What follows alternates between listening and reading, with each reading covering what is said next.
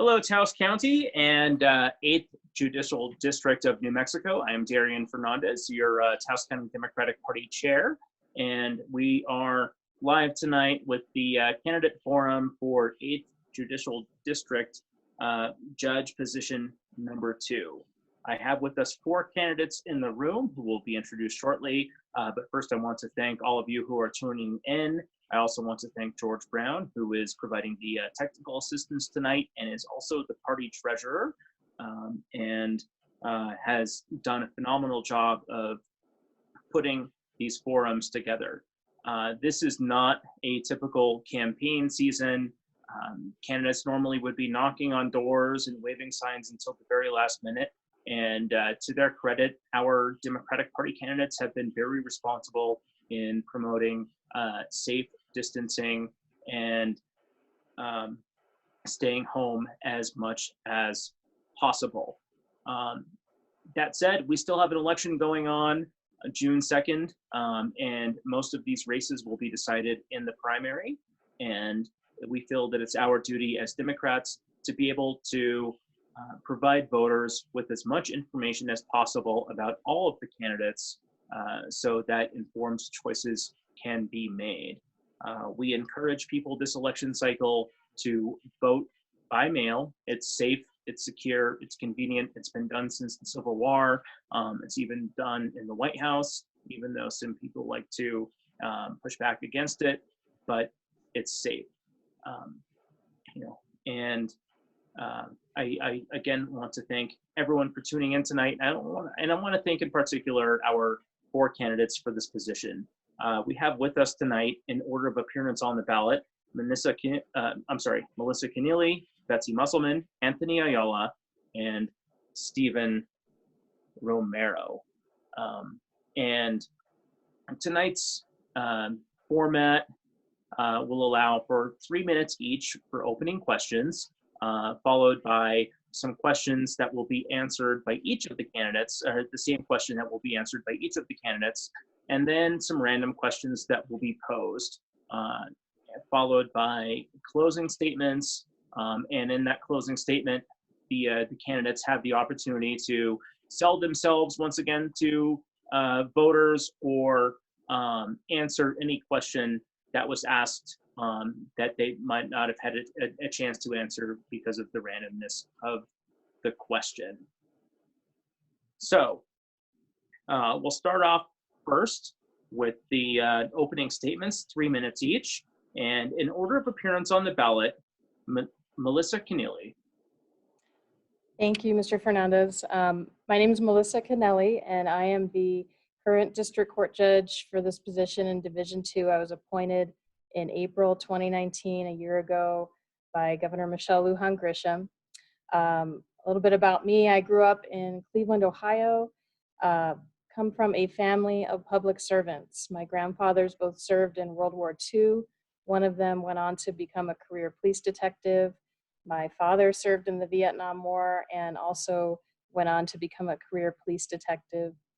I was the first person in my family to earn a college degree.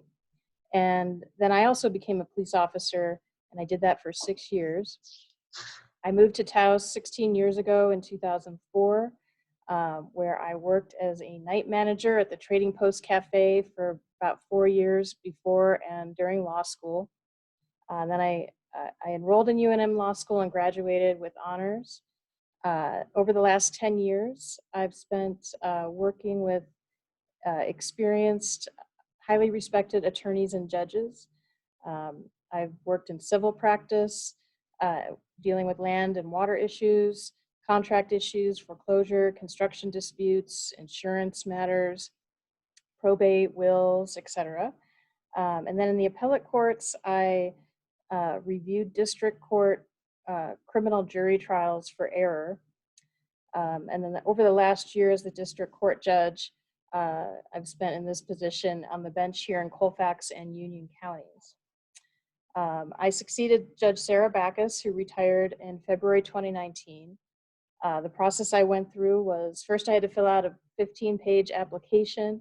There were 5 applicants. All of us were publicly questioned and evaluated by a judicial nominating commission. The evaluation criteria, some of those were impartiality, industry integrity, professional skills, community involvement, social awareness, collegiality, writing and speaking ability, decisiveness, and judicial temperament. I was selected as one of 3 qualified applicants sent to the governor. The governor, her staff evaluated us and interviewed us, and ultimately I was appointed to the position. I have over 900 cases on my docket, including felony criminal, civil cases, child abuse and neglect, probate. I preside over the Raton Adult Drug Court, and I'm also the district's water judge, so I handle any kind of water disputes that come before any county in the district. Over the last year, I've spent restoring the stability to the court in Colfax and Union counties after not having a judge for several months due to Judge Backus's retirement. I've spent that time building relationships with attorneys, law enforcement, probation officers, the counties, the detention center, and with my drug court clients. And you know, I never expected in my life that I would run for political office, but to have a career as a judge in New Mexico, I have to do that just once. So here I am, and I look forward to answering your questions. Thank you, Mr. Fernandez. All right. Thank you, Ms. Kennelly. Ms. Besty Musselman.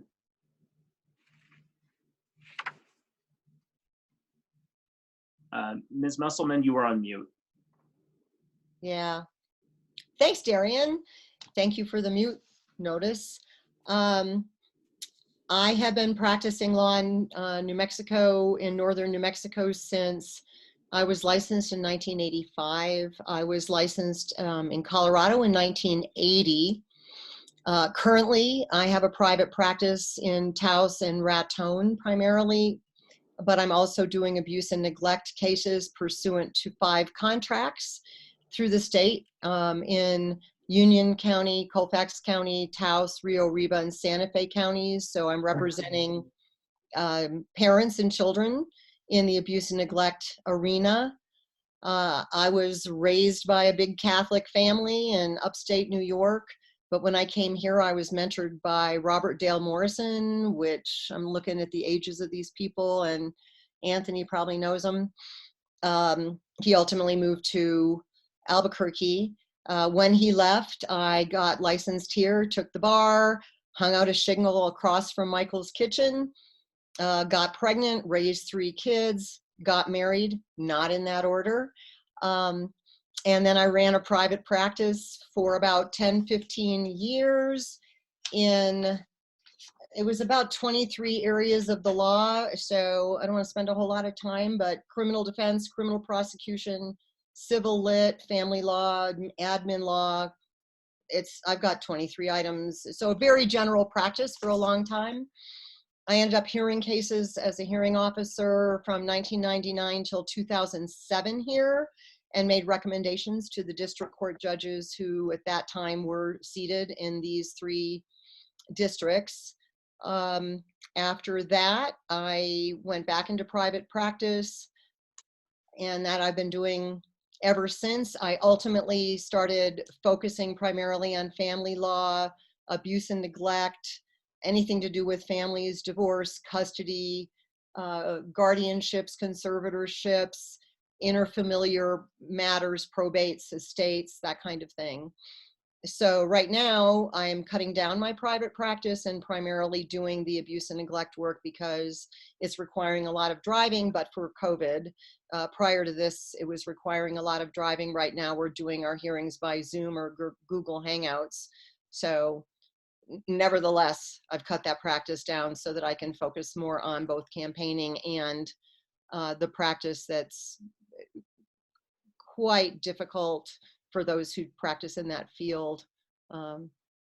So that's my basic status right now. Thank you very much. Mr. Anthony Ayala. Ladies and gentlemen, thank you.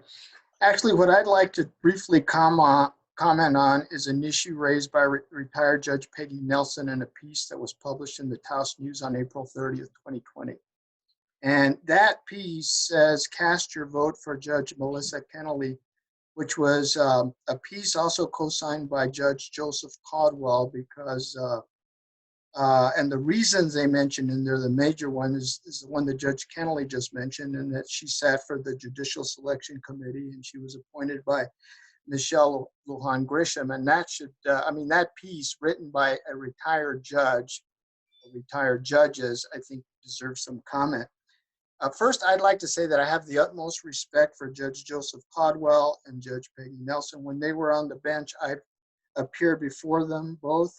In fact, because of various rulings that Judge Peggy Nelson made on a case that I had before her, my client got a verdict of $1.3 million, and that was more than 20 years ago. Both Judge Caldwell and Judge Nelson were on the bench approximately 8 years. However, they were never vetted by a judicial selection committee, if I'm correct. They were elected by the public and they ran for office just like three of the candidates you have: Besty Musselman, who's a talented attorney, Mr. Steven Romero, another talented attorney, and I'd like to put myself in that category. Now, a little bit more about the Judicial Selection Committee.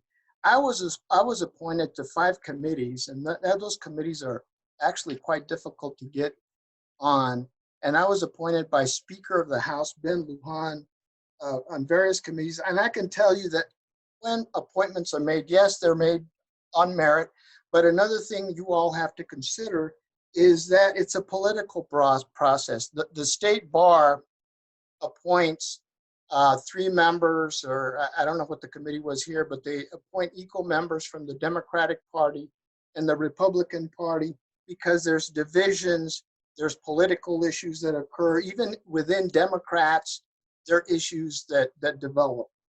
And there's differences that develop. But I learned as sitting on the committee that I was contacted before we read the applications from judges, lawyers, people in the community saying, hey, we support this candidate. Would you consider putting this candidate on? And I have sat through committees where we sent the governor one name and the governor said, no, give me back some more names. We give them back names. We've had this process. I had one case, or I sat in one committee where we went back and forth several times till the governor got somebody on that list that they wanted. It's a very political process. And that's what you're seeing here tonight. This is part of the political process. I don't know how many of you have ever applied for a job and you didn't get it. And I can assure you that if you didn't get it, you might have been qualified for it and you tried again and you got it. And we're sitting here because you are the Judicial Selection Committee. Thank you, Come Mr. A. June 2nd. Pardon? Thank you, sir. You have 3 minutes each for opening statements, and well, can I have one more second? You can take my time off. Just one more thing. If you would, please, just in closing, just one more second, and then you can just cut me Mr. off. Ayala, in all fairness to the other candidates, you will have time to answer other questions, and if Yes, you sir. feel it's prerogative Right. to use that time to answer questions to bring up additional issues, that's your choice. But we allow each candidate 3 minutes for opening statements, and we're really trying to make sure that every candidate has an equal opportunity to speak tonight. All right, Mr. Romero. Thank you, Chair Fernandez. Thank you to George Brown for putting this together. Really appreciate the chance to get in front of the folks here in Taos and throughout the district who are listening. Thank you to everybody who is tuned in. I know you can be doing different things tonight. So we all really appreciate everybody tuning in to get informed on the candidates. So I grew up in Cimarron. That's square in the middle of the 8th Judicial District, and it is in Colfax County, where the judge primarily sits for this position. I grew up on a dirt road, and I had a great childhood, a great experience growing up there, and I got to be very familiar with the community. After going to school there, I got the chance to do some other stuff, to travel. In college, I got to work with AmeriCorps with some at-risk youth, some gang-affiliated youth, some low-income children through the Service Corps at UNM. I got to do some service trips, and then I got acquainted with the military. I initially joined as an enlisted man in the Navy Reserve. And I also have some broad experience as an attorney. After law school, I've had the opportunity to be a prosecutor, to handle a wide range of cases. I worked my way up from handling misdemeanors at the beginning. And since then, I've tried cases from poaching to first-degree murder. So I've had the opportunity to represent the state with some serious cases. As a prosecutor, I had the burden to prepare the case, to keep the case moving. So there was a lot of responsibility in that position. I've also served as a judge advocate in the Army Reserve. I'm a captain currently serving in the Army Reserve, and in the Army I've had some great opportunities as well. I've got to represent soldiers in the military justice system. I've got to advise them with consumer protection, family law, you name it. I've also got to advise commanders up to and including some general officers, and I've had to tell them no sometimes. So I have a pretty broad background, and I'm from the district. And I think that when you combine those two things, I'm uniquely qualified to serve in that position and to make rulings that affect the people of that district. Okay. Thank you very much. All right. So selecting a judge in New Mexico is both a political and an appointed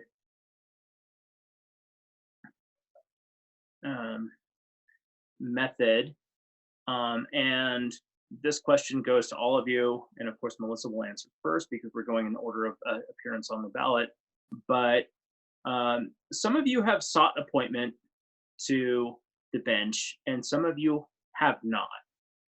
Does that matter now that you're seeking the voter support in being the district judge? Melissa or Ms. Kennelly. Thank you, Mr. Fernandez. So I believe it does matter. I think that when the vacancy comes open, if you want the job, you apply for it.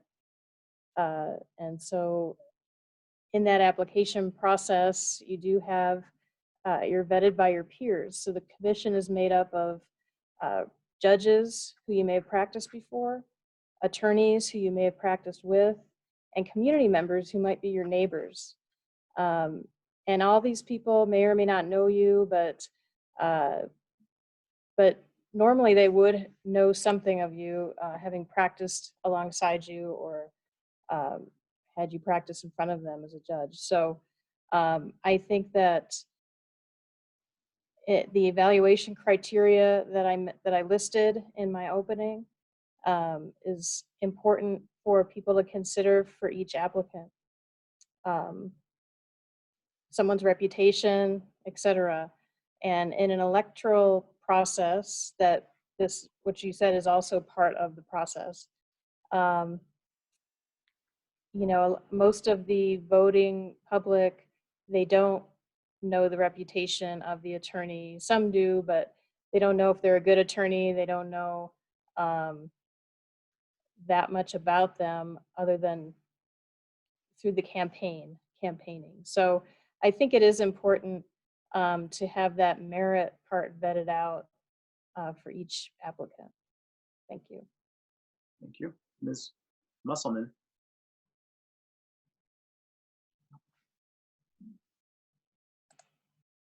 Ms. Musselman, you're on mute again. I'm really good at that in general. There's a disagreement in the nation about the methodology for selecting judges. Some judges do it the way, some states do it the way we do it. Some states don't do elections. Some states do, you know, many committees throughout the state. Some states do elections. So there are different points of view. We do it the way we do it, which combines the different methods, which actually does make some sense. There is an application, as Ms. Kennelly stated, that is extremely thorough, very long, goes through your entire history, You need recommendations of judges, you need recommendations of peers, you need recommendations of people with whom you were adverse. And those applications, I believe, are available to the public to review if they wish. I actually have gone through that process, and the last time I did, it was not the same process that Ms. Kennelly went through. It was a different one. I actually did pass all the judges, all the lawyers, and all but one lay person who put up a barrier, and I don't have details about that. So it's my opinion that I'm entirely qualified, and I don't know what that block was. However, I do think that at this point in this state, that the people do need to make an ultimate decision, and they need to do that by talking to people. They can review the applications, they can review all of the materials we've put forth, and they can talk to their friends and neighbors, which is, in my opinion, maybe the most important thing, because they're learning more from them, I think, than the materials that we're sending out or the resumes that they're reading. So I'm encouraging people to get out in the population. Again, we have COVID, it's causing some limitations on that. But because we do have an electoral process and it is partisan, that people talk and get informed in that way, or sit in courtrooms and observe any of us and how we behave. So it is a factor. The vetting process is a factor. I think that it should be considered, but it's a piece of a bigger picture, which is in fact the election. Yeah. Thank you, Ms. Musselman. Mr. Ayala. Thank you. I believe that it's a necessary process. I don't believe that it's the sole issue that one should consider in an election. It's an important process. The voters of New Mexico voted for it, and we follow it. And I was referring previously to Judge Peggy Nelson's article where she wrote, as a district court judge, that the three remaining candidates here who were never in the top list should basically be excluded from the process. But I ask all of you to consider Judge Peggy Nelson's opinion, which was approved by Judge Codwell, with a grain of salt, because one thing she didn't mention in her article is that she's also the co-chair of the committee to elect Ms. Kennelly. And it's politics again. We're here. Everybody you see here has qualifications. You want to know about somebody's trial experience? I have a litany of experience like some of the others. I have handled some big litigation. I handled the overcrowding litigation in Albuquerque, which resulted in a new prison, a $300 million prison. I've done more trials together multiplied by 200 than any other person here. And the other people here running, Mr. Romero and Ms. Musselman, also have great experience. And most certainly we're here because the process requires the public to make the ultimate decision. And it's the public who's going to vote June 2nd, and it's the public who's going to pick the next judge. And I can assure you it's going to be one of the four here. And I can assure you that whoever they pick, it's going to be the right decision. And that's where I stand on that point. Okay. Thank you, Mr. Ayala. Mr. Romero. Thank you, Chair. So it is an important part of the process, right? We have to fill a seat when there's a vacancy.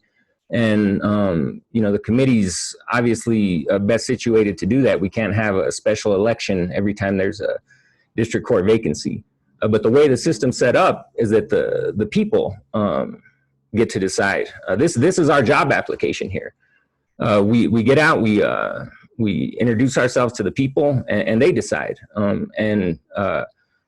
We've been in the community. So there are people that are aware of us. Like Ms. Musselman said, there's people that know us. I'm very proud that when you drive through Cimarron, where I grew up, where people have known me my whole life, you see Romero for Judge signs up and down the street. So there are people in this community that have known us, that have seen us practice, that are familiar with us. And those are the people that ultimately get to decide who takes the seat. I'm thankful for the opportunity to run. And I think that ultimately, as everyone has said, that's going to be what decides who has this job. Okay. Thank you. So this is a question that all of you will answer. What qualifies someone to be a judge? What disqualifies someone from being a judge? And you will each have 1 minute to answer it. Ms. Kennelly. Well, I think that there's a lot of things that qualify someone for being a judge, but some of the better qualities, I would say, having good judgment, but not being judgmental. To do that, having a steady moral compass, a good sense of what's reasonable, being able to use discretion in a reasonable and proportionate way without abusing power, having a temperament that's appropriate for a judge, being calm, emotionally balanced, not taking things personally. And as far as what might disqualify someone from being a judge, I would say acts of dishonesty, unethical actions, and basic refusing to follow the law. Thank you. Okay. Ms. Musselman? Yeah, I would parrot probably all of those things. The more time people have spent in a courtroom and observed the way they're run, the way people behave, the way the processes happen in both criminal and then in civil and in other various matters is important. To learn that process, how to control a courtroom, I think is really important. So some experience in the courtroom, observing how things are handled by various different judges. They're all different, very different. And so I think there's a lot to be learned from all the judges that came before me. But I do agree, judgment is huge. Patience is important. And I think Ms. Kennelly touched on that. Sense of right and wrong, temperament, absolutely. Emotional evenness, absolutely. Compassion, knowledge, study, research, classes, human experience around families, and knowledge about what some of the trauma, being trauma informed is, especially nowadays, is hugely important. Disqualifying, again, I agree with her. There's certain things that are required statutorily. So we know those things. Moral turpitude is a big problem. People need to be able to trust their judges to reflect the society and to be reliable and someone they can count on and trust. So I would add those matters. I'm trying to think of something else that would be disqualifying. Someone who's not taking it seriously, someone who's not paying attention, someone who's not committed to the community, and mainly taking it very seriously. It's a really serious position. So those are my remarks. Okay. Thank you. Mr. Ayala. I just would say I could parrot what Judge McKinney or Melissa said and Judge Musselman, but I'd like to add one thing. What I'd like to see in a judge, what I think is important, is we need someone that's going to be just like some of the, or most of the people out in the community, people with common sense, people that'll look at something and they don't need to have a legal education. They don't need to be appointed to any committee, but they can say, you know what, there's something wrong with this. It's like the plea and disposition that was given Mr. Rafael Orozco. He had a prior felony history. He had several arrests. He comes to the court. He was arrested for beating a newborn and the mother at the hospital, for beating a healthcare worker, for beating a security guard. He's put in jail. He beat somebody up, kicks him 40 times with Martin Rivera, and has an assault against a security guard. Then he walks out of the courthouse on a probated sentence to go to a long-term treatment program And these last 6 days there, he's out within minutes, within days, excuse me, and he's now accused of attempted murder, rape, and kidnapping. Common sense. You want a judge that's going to sit there and say, well, what's best for the community? Do we need to do some mental gymnastics and determine what we need to do with this person? A common person in the community will say, hey, this guy should not be released. This guy cannot be, is not going to do good at any inpatient treatment program unless it's in prison. Martin Rivera, a litany of felonies, stabbed somebody at Smith's, puts a gun in somebody's face at Walmart, steals a truck at the post office, and then you say, well, you know what? We're going to let this guy out because it's fair to him. Well, we need judges with common sense that'll say, hey, there's something wrong with this. We need somebody who's not going to let this guy walk out so he won't be accused later on of what? Murder. Common sense is what we need in judges. Okay. And I Thank parrot you. everything else. Mr. Romero. Thank you, Chair. It's a tough one to go forth on because each candidate has addressed some very important aspects to being a judge. One thing that I would add that's important to have is probably humility. I have served as a military magistrate while I was at Fort Hood, and I had to make some rulings in that role. And there's nothing wrong with taking a step back, trying to get more information, and taking 5 and admitting that you need to spin yourself up and get more informed to know the right answer. So I would agree with what everyone else has mentioned, but I would also add that humility and a willingness to step back and admit that you have to learn a little more is an important characteristic of a judge. Thank you. I'll now start rotating the order of speakers a bit to give every candidate an opportunity to answer a question first.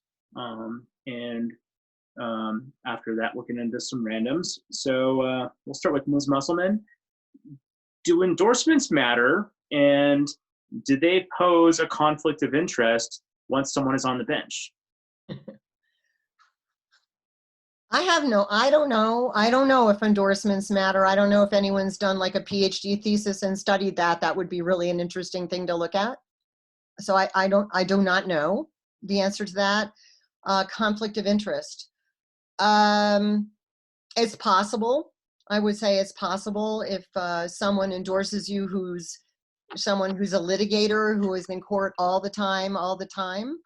I probably would give some thought in that circumstance to whether or not I could treat that person fairly and impartially, and whether the public would perceive that also. So both of those things need to be looked at. And I think if I could do it, and I think if the public would not perceive a conflict, then we're permitted to go forward.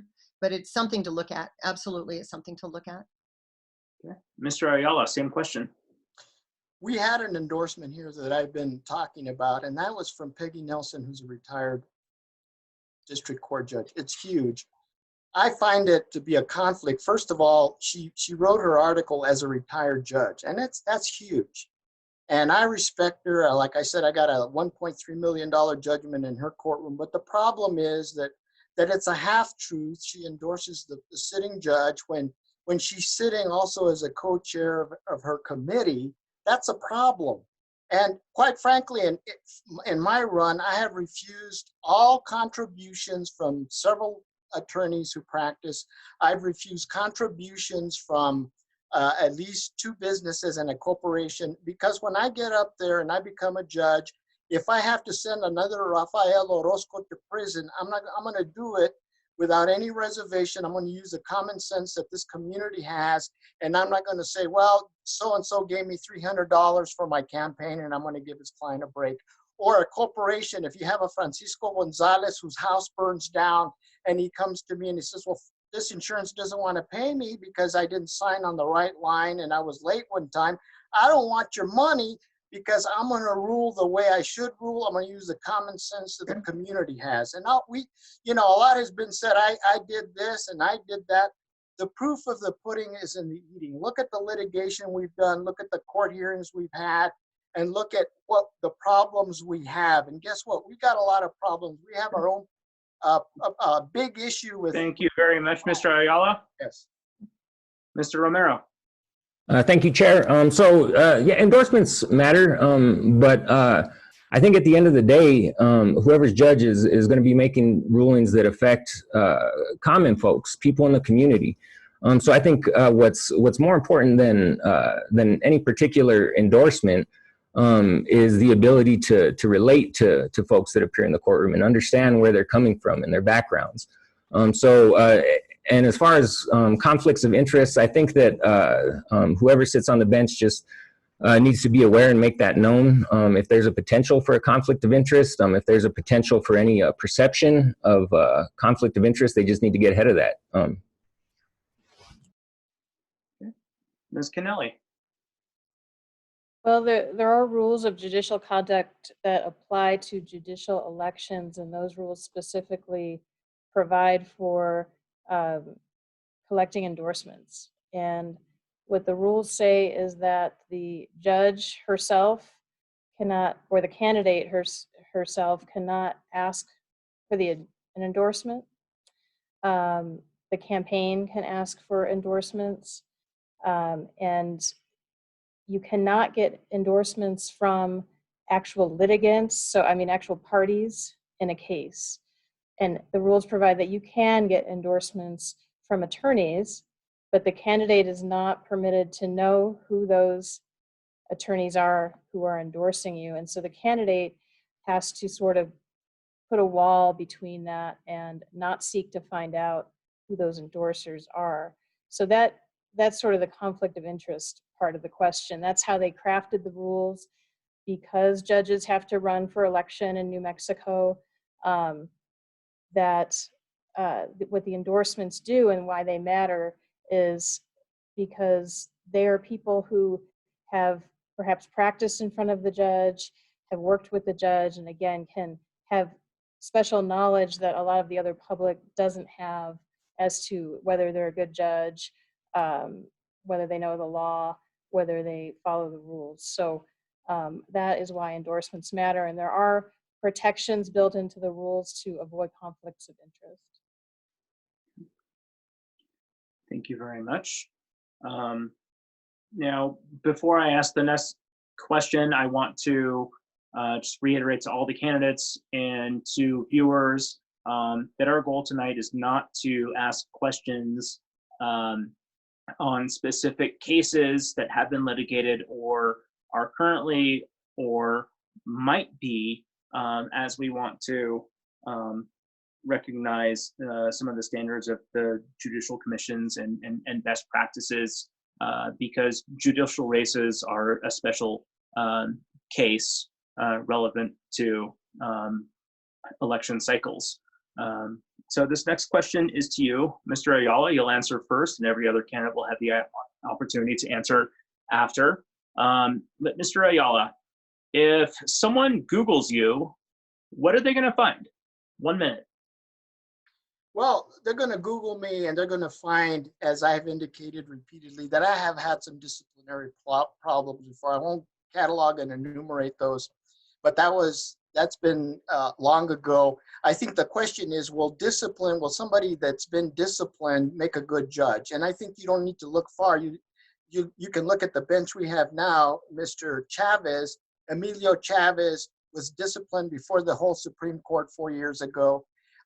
Secondly, the case that he worked on, the Kit Carson Electric Cooperative case, was dismissed because that armed robbery because of his misconduct. Subsequently, that case was reinstated and was dismissed again because prosecutors couldn't bring the case. In addition, Kit Carson Electric Cooperative lost the money taken by the armed robbery. And last but not least, what happens because of the misconduct of Mr. Emilio Chavez is that the individuals charged with armed robbery sued the state of New Mexico before his conduct because of his misconduct. Can somebody who's had that history be a good judge? I think he's been a stellar judge. He's learned a lot like I have. And I have a good practice. I'm not in this because I need a job and this district judge pays a lot of money. As Ms. Kennelly will tell you, New Mexico judges are the lowest paid in the nation. I'm in it because I think there's common sense that needs to be added to the judiciary here in northern New Mexico. Common sense that the people out there listening to need in a judge. People need to go to prison for their misconduct and treatment. Secondly, there's been a lot of talk about we don't have enough treatment centers. We have a lot of treatment centers for inpatient treatment of methamphetamine and heroin, which is rampant here in northern New Mexico. And the only way to treat that is either prison or long-term treatment programs, not short-term 30-day programs like we might have for alcohol abuse and things of that nature. What you find when you Google me, in addition, is a lot of major litigation. I've won some big cases, including in front of Peggy Nelson 20 years ago. 1.3 million is 3 times what it's worth now. So that's what you would find. What you get from me, from the bench, is a lot of experience, the truth, and someone just like anybody in the community with common sense. I might not write a book, but I have appealed numerous cases. I've done docketing statements. I've made several opening and closing arguments. I'm well versed in evidentiary hearings.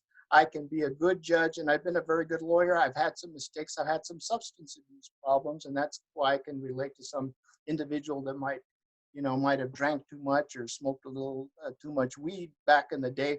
But I'm here and I'm ready to be an active member of the judiciary in northern New Mexico. Thank you, sir. Thank you, Mr. Ayala. Mr. Romero. Thank you, Chair. I don't know. I haven't Googled myself recently. Maybe some. Hopefully, RomeroForJudge.com would come up.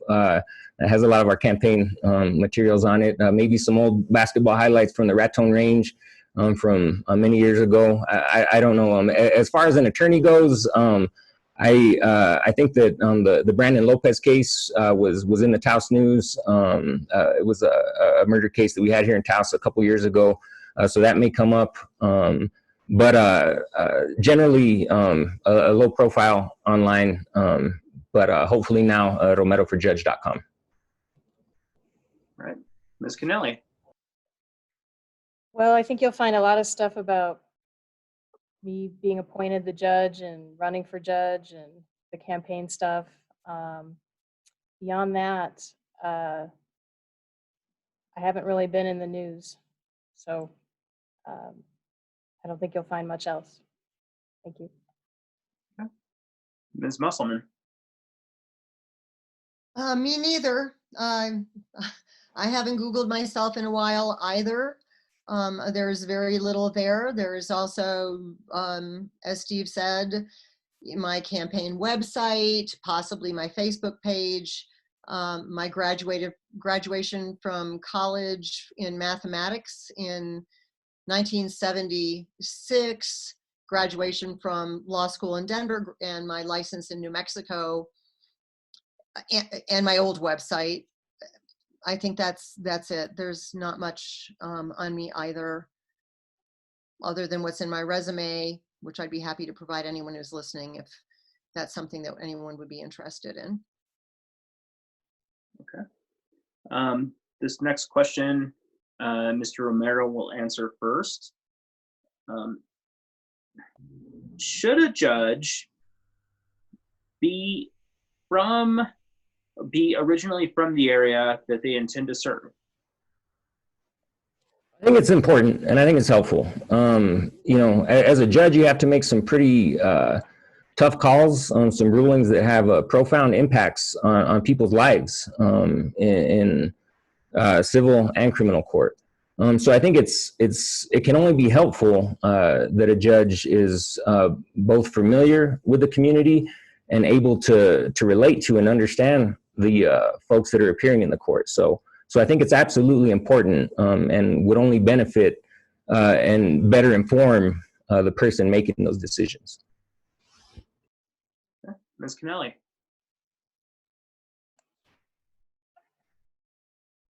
I don't necessarily think a judge should be from the area. I think it's fine for a judge to be from the area. And but one, one danger, I think that whoever the judge is needs to be familiar with the area, needs to have lived there for some time and spent some time there to understand the culture of the area.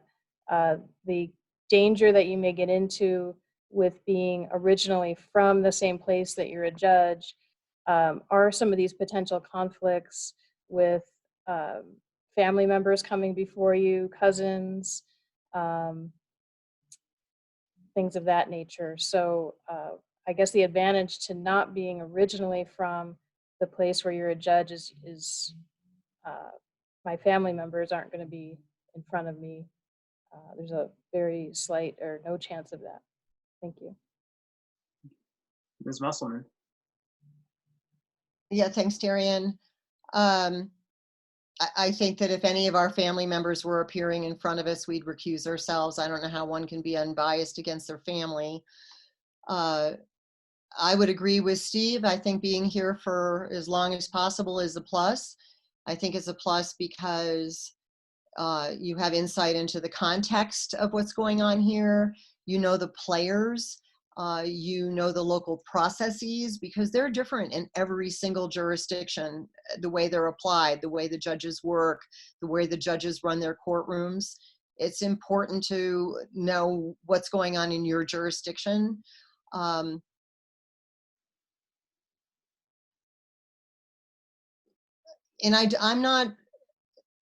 I understand what Ms. Kennelly is saying, because it does create more conflicts if you know a lot of people, definitely. And you're in the grocery store, you know people. So you have to be attentive. You have to be clear with yourself about what you're able to do. I know I said this before, what you're able to do fairly and what the population believes that you can do fairly. And if you're in touch with that, you just can't hear cases that look like they're unfair.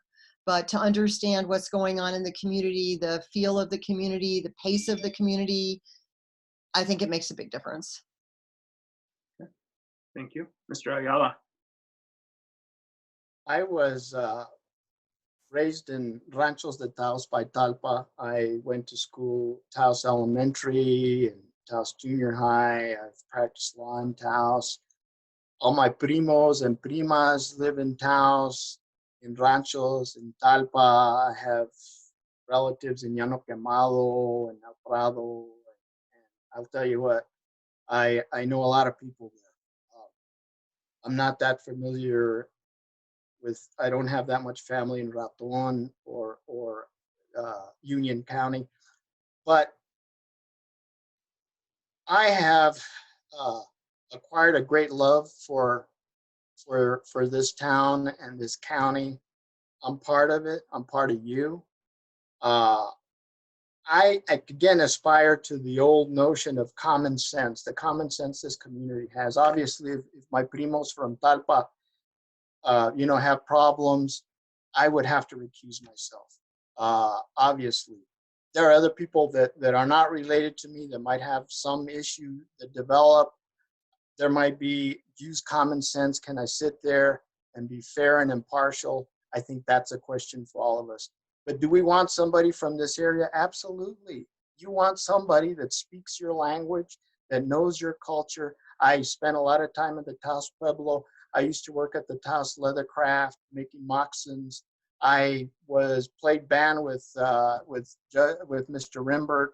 I love this town. I would be fair to everybody, and I'd use common sense. And by that same notion, when bad people come before me, they go to prison. We need to help our community, and being part of this whole system and knowing the people is very important. All right, thank you. Next question goes to Ms. Kennelly. So this is very much a political process right now, right? All of you, and all of you will answer this in 30 seconds or less, but all of you are either receiving endorsements or making endorsements of your own, or offering criticisms of your own, or accepting criticisms. When is it appropriate for you to recuse yourself from a case that you might be hearing involving someone that has supported you or hasn't supported you, or that you vocally supported or vocally lambasted? Ms. Kennelly, you first. 30 Well, seconds. as to, like I said, there are rules of judicial conduct for judicial candidates, and one of those rules is that you are not permitted to make any endorsements of a candidate. So that would be a violation of those rules, and you'd obviously, that would pose a conflict for whoever you were endorsing if it was another attorney that was coming before you. As far as the attorneys having endorsed the candidates, again, I don't know who those attorneys are. As to the ones that are chairing my campaign, obviously I would have to recuse and not hear any cases before them, but I don't know, I'm not aware of what attorneys have endorsed me, because that's, the rules say I cannot be aware, so I've followed that. Thank you. Thank you. Ms. Musselman. That's correct. We ethically are not permitted to be endorsing during this campaign, and so I'm not doing that, and I'm being really careful, even though, you know, people would like that. There have been some inquiries, but I've explained that my ethics prohibit it. So that's not happening to me. So I don't know if the rest of the question is really relevant if I'm not getting any endorsements. Once again, if I felt that I had some bias in favor or against a person that was too strong for me to listen objectively, I would recuse myself from that case and not expose myself to any suspicion of a preference. Thank you. Mr. Ayala. There are rules of judicial conduct which prevent certain endorsements, but there are exceptions to those rules. And most certainly, anybody that appeared before me who I have criticized in any fashion, I would recuse myself. I feel strongly about the criminal criminal dockets that some of the judges have had, where you have like Mr. Orozco, who walks away after beating 3 people up, including a newborn, while being in prison, beats somebody else up, and then is released, and then subsequently is charged with attempted murder, kidnapping, or raid, or Martin Thank you, Rivera. Mr. Ayala. 30 seconds. Mr. Pardon? Romero. Thank you, Chair. So I would just echo what the other candidates have said. You know, we're limited as far as being candidates ourselves. I think you need to have a functioning court in a jurisdiction. You need to put the integrity of the court above all else, because you need everyone to buy into the rule of law. So I think, as the candidates have said, you need to be quick to recuse yourself if there's a danger of any perception of bias in any case. All right. Thank you. Next question. We'll go to Ms. Musselman, and 30 seconds each. What type of cases will a judge most likely hear in this position in this district? Well, firstly, everything. Secondly, I know there's a big criminal docket in Raton. So that would be, I don't know what percentage it is, could be 30 to 40%. I think it's pretty high. But after that, we're looking at a wide variety of corporate wills, water law, personal injury, banking, commercial paper, elections, adoptions, guardianships. Landlord-tenant is usually at a lower court, but they can get appealed to a higher court. Employment law, it's a very long list of areas that we need to be basically knowledgeable about in order to proceed comfortably and knowledgeably. Did that answer that? Yeah? I don't know. Judge, pardon the pun. All right. Mr. Ayala, random question for you. Why transition from private practice to judge? 30 seconds or less. Well, the biggest transition would be that I take care of, in addition to practicing law, I take care of my elderly mother. So I give her shots for sugar diabetes in the morning and the evening. I bathe her in between everything that I do. So I would have to find some daycare for her. That would be the biggest transition for me. With everything else, I'm ready to go. The criminal docket is the most important in our district. We're getting ripped off. People are getting hurt. And that is my calling. And I hope you vote for me. Okay. Thank you. Mr. Romero, random question. Many attorneys and public policy experts are asking for reduced or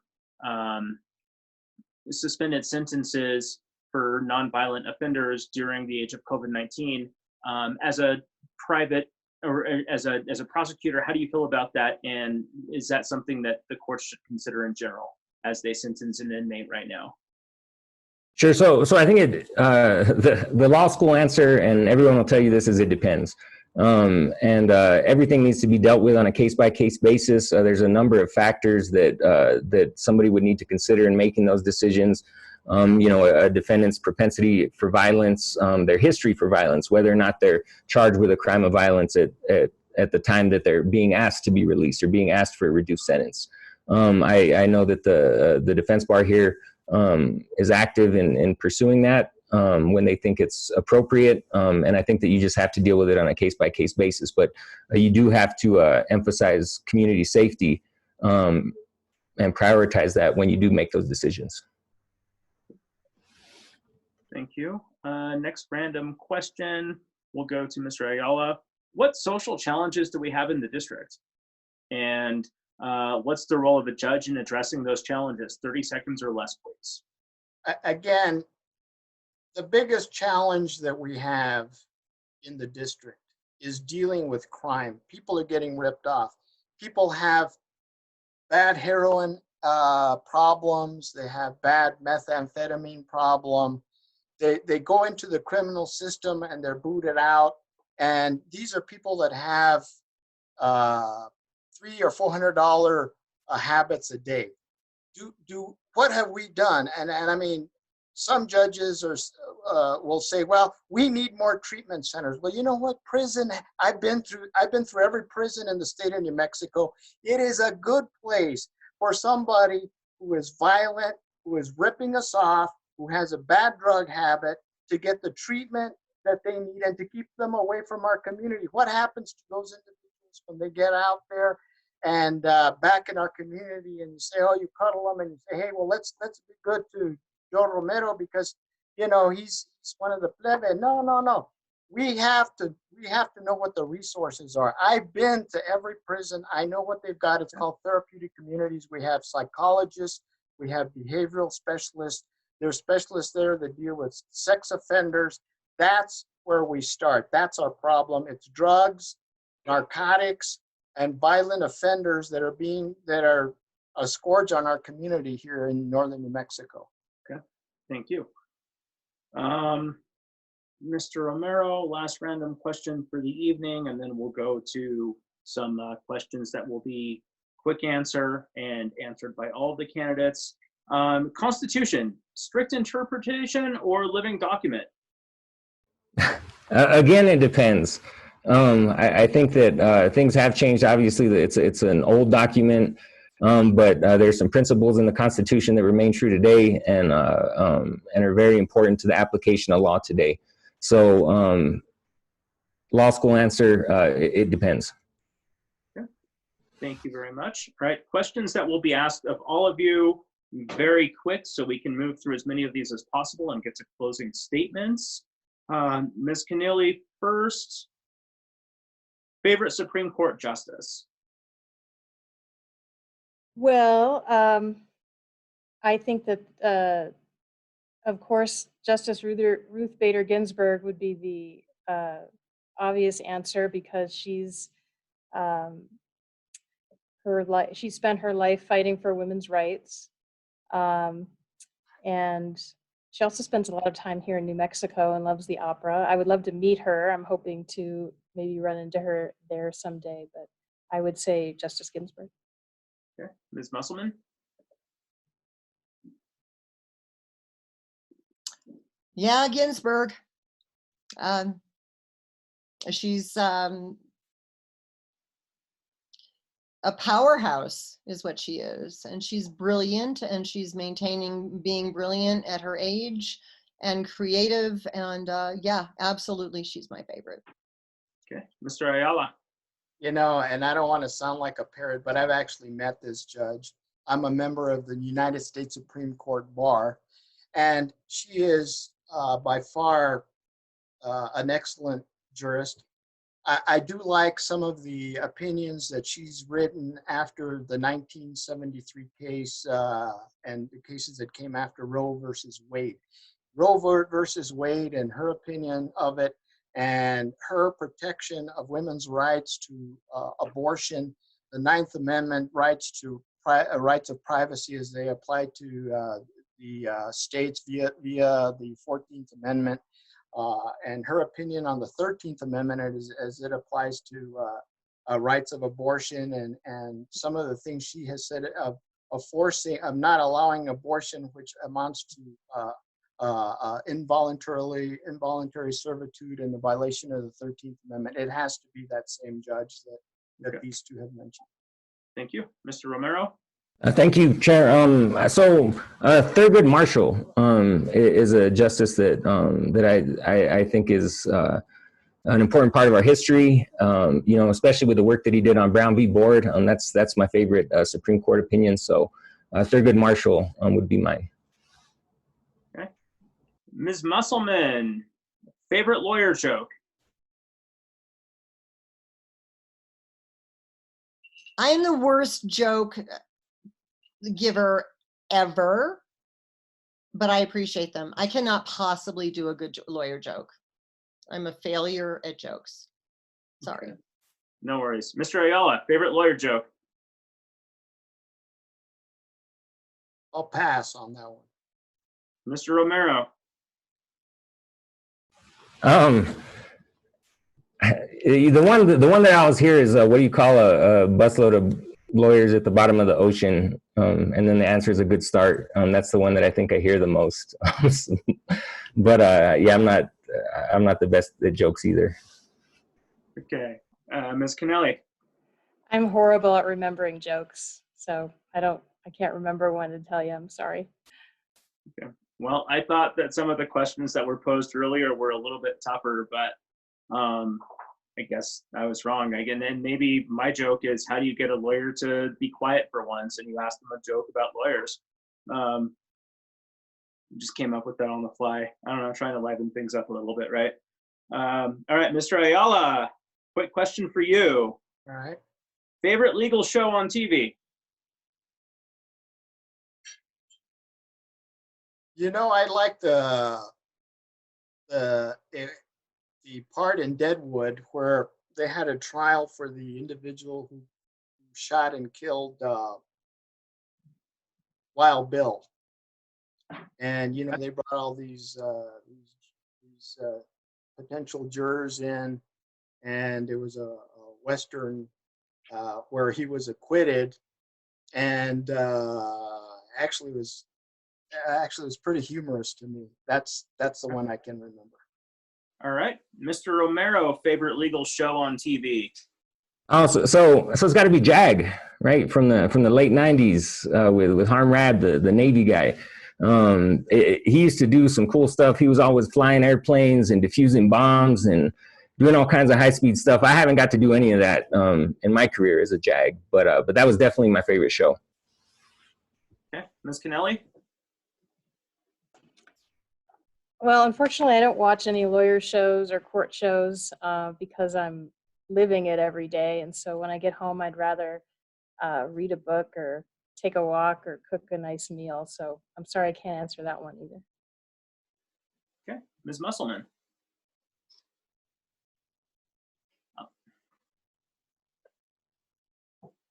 Once again, I'm with Ms. Kennelly. I do not watch a lot of TV, but if I have to answer it, I'm going to say How to Get Away with Murder. I don't have a really good explanation, but it was a great plot, and I was sorry when it was over. But it was about law students and a professor and a murder, and I do watch a lot of them. The problem is that I end up analyzing whether they have a lawyer helping them write the script or not, and I analyze the objections, and that makes it kind of difficult if they're not doing a good job. Mr. Romero, Judge Wapner or Judge Judy?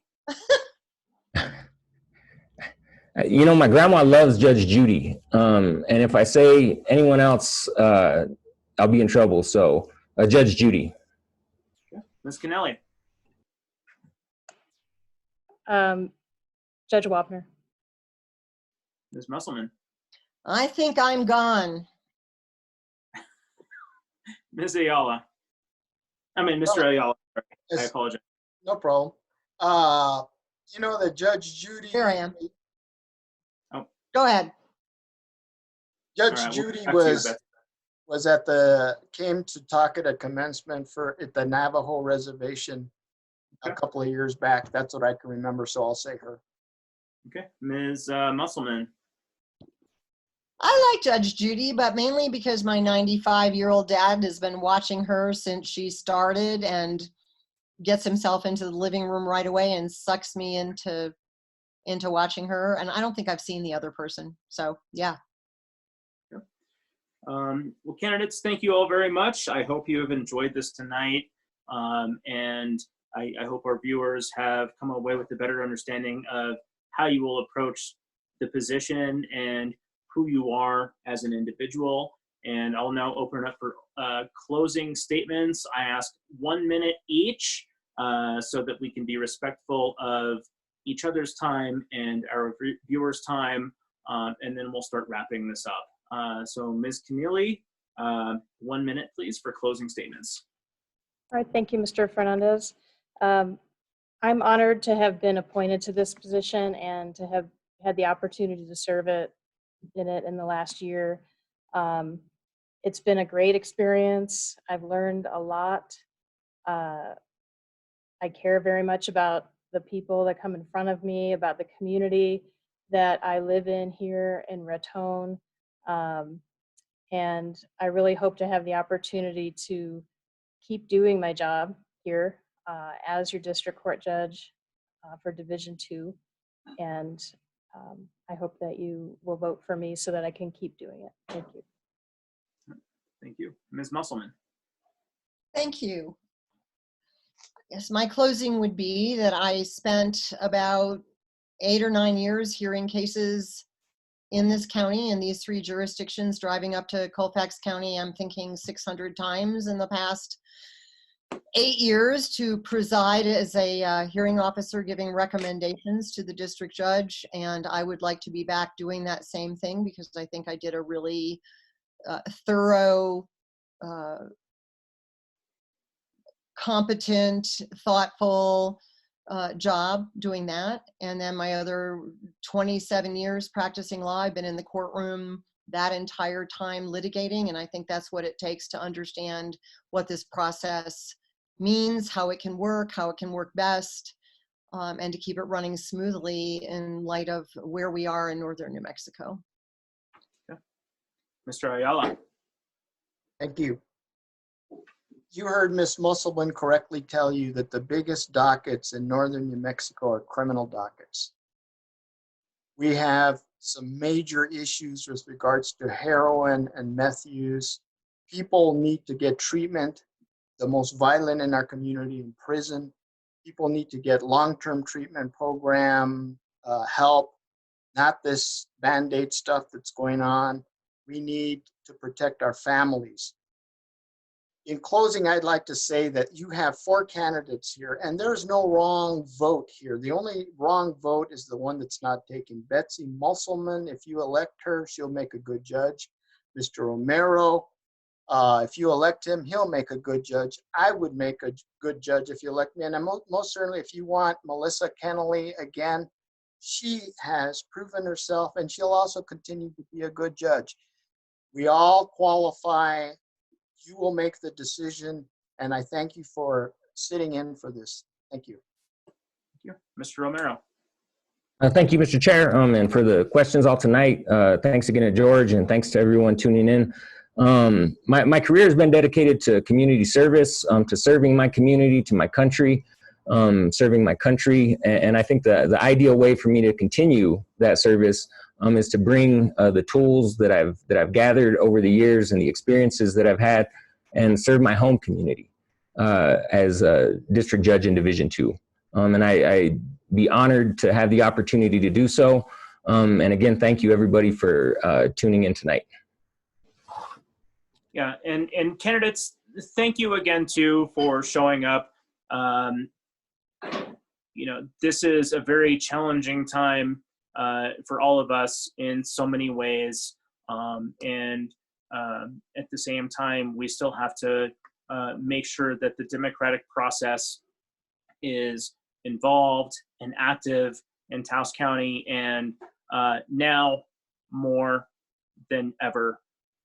So Ms. Kennelly, Ms. Musselman, Mr. Ayala, Mr. Romero, thank you very much for taking the time to speak with us tonight, introduce yourself to voters, and share a little bit about where you come from and why you feel like you are the candidate to be the next district court judge. You know, Taos County Democratic Party, we are all about fair and safe elections, and we're hosting these forums so that people can be informed and make an informed choice on election day. And we want you to be safe about it, right? We're seeing some new orders coming out from the state regarding social distancing and masks. And yes, we're starting to open up parts of the state, but now more than ever, it's important for us to take care of each other, right? We all love life. We all love liberty. We all love the pursuit of happiness. But that right to pursue life, liberty, pursuit of happiness doesn't mean that we can just go and sneeze on other people and spread germs. I don't want to sneeze on you. I don't want you to sneeze on me. Wear a mask, right? It's not asking a lot. It's asking you to respect someone who's next to you. So please, wear your mask, stay informed, be involved, and choose a safe method of voting on election day. I have in my hand this that just came in the mail today. It's my absentee ballot form. I'm going to be voting by mail. It's safe, it's secure, it's convenient. It's been done since the Civil War by so many people, and it allows you to be part of the process in a safe and secure and convenient way. So Taos County candidates, thank you all very much. We'll see you Monday for the next forum. That's going to be with the Magistrate Position 2 candidates, Sarah Blakenhorn, Charlene Sudo Marquez, and Eduardo Martinez. Tune in. We'll see you soon. Be safe. Take care of each other. Love you all. Have a great night. Thanks. Thank you so much, Darien.